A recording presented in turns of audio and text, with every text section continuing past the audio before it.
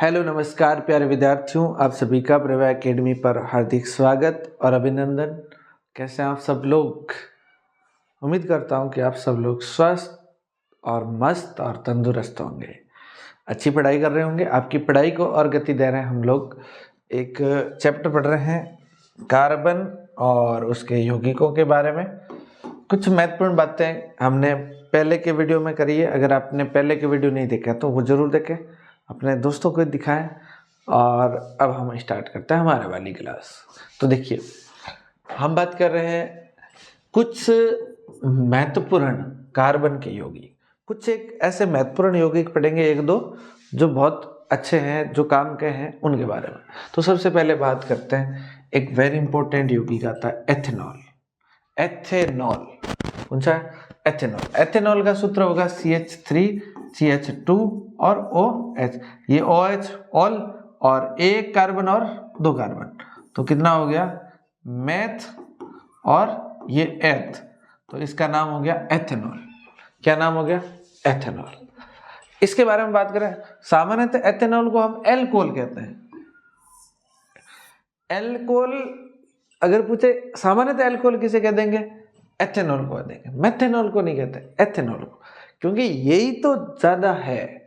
Ethanol यही ज्यादा है, इसलिए इसको एल्कोहल कह दिया। एल्कोहलिक पेय पदार्थों का महत्वपूर्ण अवयव होता है। एल्कोहलिक पेय पदार्थ जो होते हैं उनका मुख्य अवयव है, मेन महत्वपूर्ण अवयव है। जो एल्कोहलिक पेय पदार्थ होते हैं ना, जो शराब होती है, शराब का मेन घटक कौन होता है? एथेनॉल। तो शराब बनाने में सबसे ज़्यादा यूज होता है तो एथेनॉल होता है। तो शायद जितनी भी वैरायटी की शराब मिलेगी उसमें अलग अलग परसेंटेज मात्रा में एथेनॉल मिलाया जाता है। तो शराब का मुख्य घटक एथेनॉल होता है। एथेनॉल के गलनांक की बात करें तो गलनांक कम ही है, 156 केल्विन है, जबकि क्वथनांक 251 केल्विन है। बहुत कम ही है, दोनों ही कम है। इसलिए ये एथेनॉल को इतना सा तापमान पे लाओगे तो ठंडा बर्फ जम जाएगा। बर्फ क्यों कहें हम, और क्वथनांक इतने पे ये पिघल जाता है।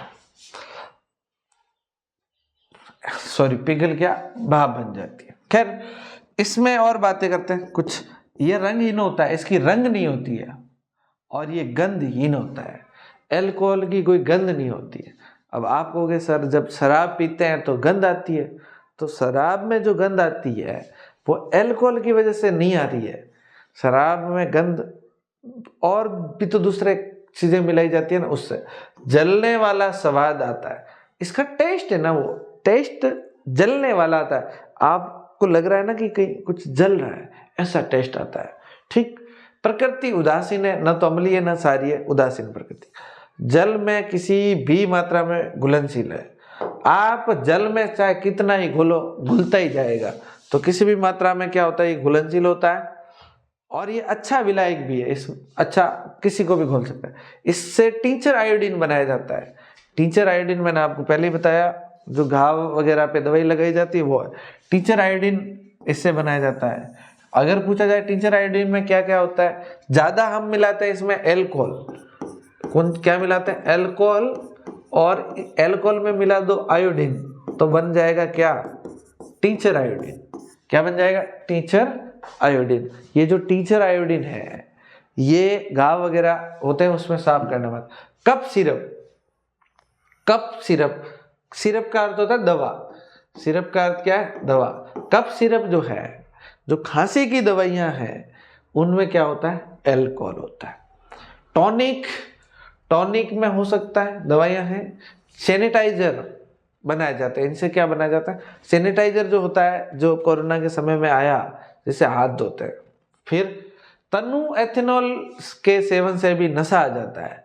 आपने थोड़ा सा 2-3 बूंद, एक लोटे में, पानी के लोटे में 2-3 बूंद एथेनॉल डाली, 2-3 बूंद भी एथेनॉल, प्योर एथेनॉल डालोगे तो तनु हो जाएगा बहुत, तो उससे भी नशा आ जाता है। ठीक, तो एथेनॉल से नशा आ जाएगा। हम बात करते हैं, इसलिए तो शराब जो है वो मुख्य रूप से एथेनॉल से बनाई जाती है, इसलिए एथेनॉल शराब पीते हैं तो नशा आ जाता है। तो हम बात करते हैं कि जब व्यक्ति शराब पीता है तो ये क्या प्रभाव डालती है। तो सुनो, सजीवों पर प्रभाव, उपापचय क्रिया धीमी पड़ जाती है, इससे खाना धीरे धीरे पचता है, तो उपापचय क्रिया धीमे हो जाती है। तंत्रिका तंत्र कमजोर हो जाता है, आपका न्यूरॉन सिस्टम है जो तंत्रिका तंत्र है, इससे जहाँ दिमाग से सूचनाएं जाती है और दिमाग के पास सूचनाएं आती है वो कमजोर हो जाती है।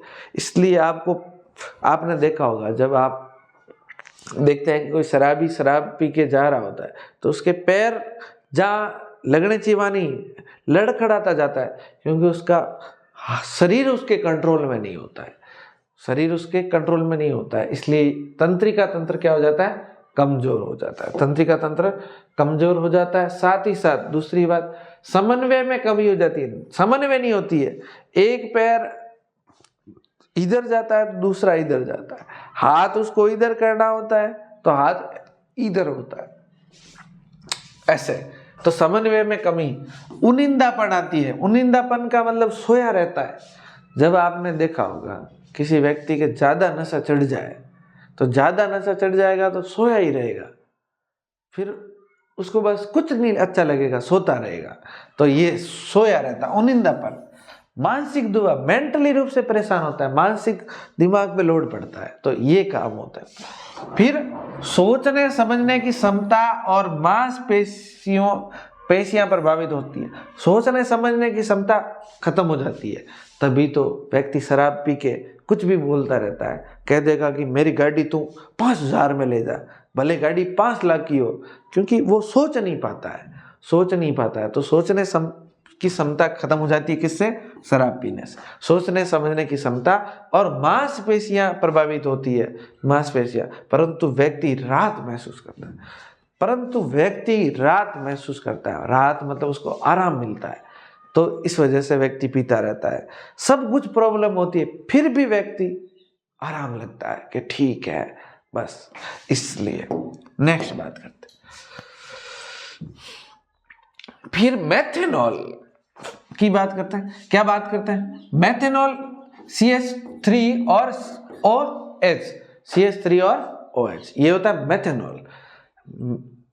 एथेनॉल को तो आप पी लो, नशा आ जाएगा, मस्त लगेगा, लेकिन मेथेनॉल का उल्टा सिस्टम है, अगर मेथेनॉल पी लिया ना निपट जाओगे।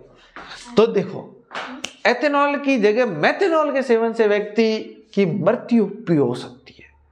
एथेनॉल की जगह आपने मान लो 2 बोतलें पड़ी है, एक में एथेनॉल भरा पड़ा है, एक में मेथेनॉल, आपने सोचा कि आज तो ठीक ताबे आ गया, और आपने जाके मेथेनॉल वाली बोतल पी ली तो निपट जाओगे। तो क्या हो जाएगी, मृत्यु हो जाएगी। अच्छा, मैं आपको बताता हूँ, ये जो एथेनॉल होता है ना, एथेनॉल होता कुछ भी नहीं है। आपने देखा होगा सस्ती शराब आती है, उसमें कुछ नहीं मिलाया जाता।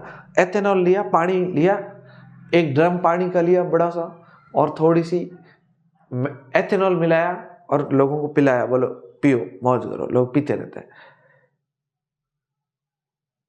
तो ये एथेनॉल फैक्ट्रियों में बहुत काम आता है, एथेनॉल फैक्ट्रियों में बहुत यूज होता है। तो ड्रम भरे रहते हैं बड़े बड़े, तो आप उसमें से एक बोतल ले लोगे ना, ड्रम में से एथेनॉल एक बोतल भर के ले लो, और उसमें एक गिलास लो, उसमें एक ढक्कन डालोगे और पियोगे तो नशा आ जाएगा। तो बताओ, एक बोतल से आप 4 महीने पी सकते हो, बहुत पी सकते हैं। तो फैक्ट्रियों में ये एथेनॉल पड़ा था, तो लोग घर ले जाते, शाम दिन को पूरे काम करते परेशान होते, तो सोचते थोड़ा एथेनॉल लेके जाते, तो उस ड्रम में से लेके जाते थे। तो नुकसान हो रहा था फैक्ट्री वाले का, तो फैक्ट्री वाले ने दिमाग लगाया कि ऐसे तो गड़बड़ है, तो उसमें क्या करते हैं, मेथेनॉल मिला देते हैं। मेथेनॉल मिलाएगा तो मेथेनॉल पिएगा तो आदमी मर जाएगा, इसलिए मेथेनॉल मिला देते हैं, ठीक है ना। तो उसे एथेनॉल के अंदर आप मेथेनॉल मिला दोगे ना, तो उसे विकृत एल्कोहल कहेंगे। कैसा एल्कोहल, विकृत, इसलिए वो जहरीली शराब हो जाती है।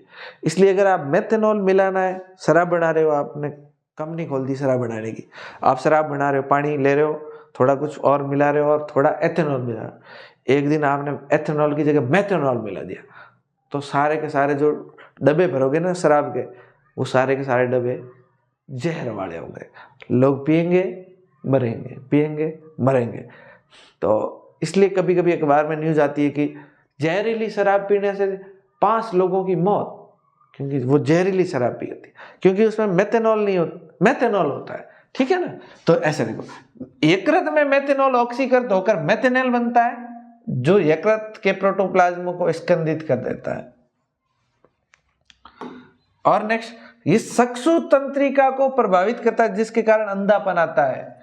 ये आपके जो आंखें हैं, आंखों के तार जुड़े हुए हैं दिमाग से, तो ये तारों को प्रभावित करता है, इसलिए फिर आपके बैटरी के तार आगे दिमाग तक जाते ही नहीं। आप देखते तो हो लेकिन दिमाग को पता नहीं चल रहा देख क्या रहे हो, इसलिए कहते हैं अंधापन हो गया।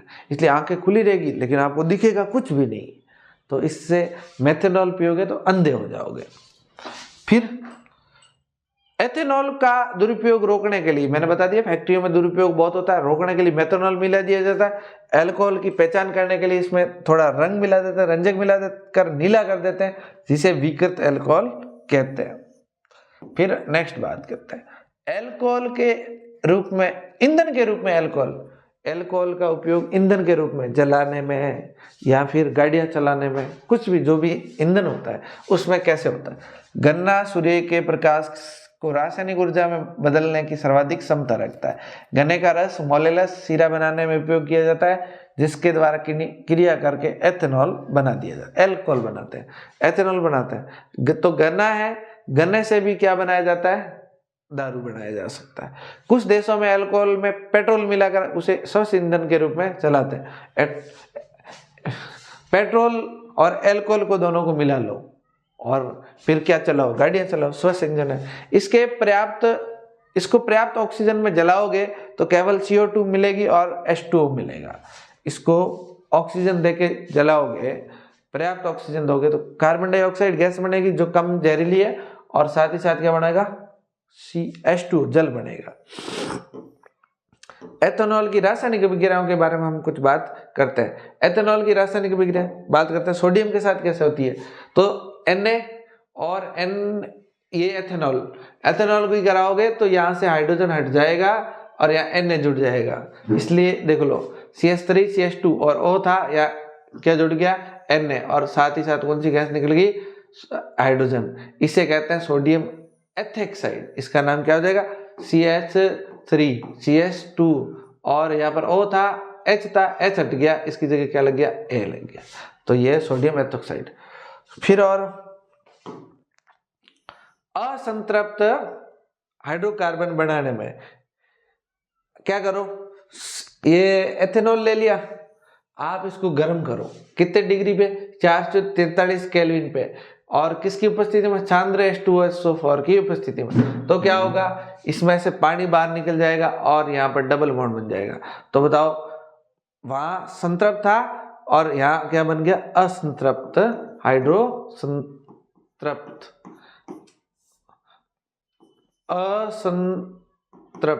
हाइड्रोकार्बन बन गया। नेक्स्ट, निर्जली कारक। अब बात करते हैं निर्जली कारक क्या होता है। देखो, जल को बाहर निकालने की क्षमता रखता है, उसे निर्जली कारक कहते हैं। जो जल को बाहर निकालने की क्या रखे, क्षमता रखे। तो बताओ, इसे यहाँ पर देखो, ये एथेनॉल था, एथेनॉल ने जल को बाहर भेज दिया ना, इसलिए ये निर्जली कारक के रूप में काम आता है। एक शब्द आएगा निर्जलीकरण। जिन अभिक्रियाओं में जल बाहर निकलता है उस अभिक्रिया को निर्जलीकरण कहते हैं। तो बताओ, ये अभिक्रिया एक तरह की निर्जलीकरण होगी या नहीं होगी, इसलिए हम इसे निर्जलीकरण अभिक्रिया कह सकते हैं। और ये जिससे जल बाहर निकला है, जो जल बाहर निकाल रहा है, इसे निर्जली कारक कहेंगे। क्या कहेंगे, निर्जली कारक कहा जाता है, ठीक है ना। इसी तरह से और कुछ बातें करते हैं हम। अब एक और यौगिक है एथेनोइक अम्ल है, और इस एथेनोइक अम्ल के बारे में भी अपन कुछ बातें करेंगे, लेकिन वो करेंगे हम अगली क्लास में। आज हमने कुछ बातें करी है। एथेनोइक अम्ल है, एथेनोइक अम्ल के कुछ अभिक्रियाएं हैं, और कार्बोक्सिलिक अम्ल, और फिर आएंगे साबुन। इतनी सी बातें हम कल की क्लास में करेंगे, ठीक है ना। तो आई होप की क्लास अच्छी लग रही होगी, और अपने दोस्तों के साथ शेयर करें, और वीडियो पसंद आ रहा है तो लाइक करें और कमेंट करें, ठीक है, चलिए मिलते हैं कल फिर इस वीडियो के साथ, तब नए वीडियो के साथ। तब तक के लिए बाय बाय, टेक केयर, ख्याल रखिए और मस्त पढ़ाई करिए। Good night.